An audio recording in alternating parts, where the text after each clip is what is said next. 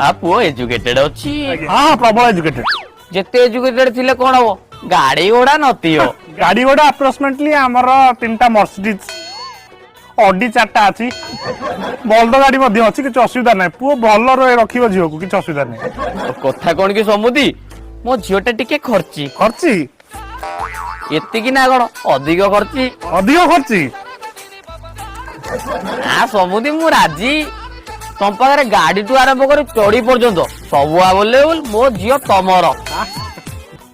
देखुना मो पुओ केते एजुकेटेड ए तोड़ी मुआ मु भाबितिली गोटे झियो पसंद करि परिबनी देखिला आ पटेची गोटे काटिना काप बळिया झियो केते जाले भी मो झियो ना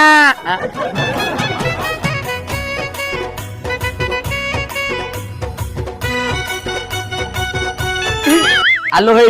मु तो बापाटी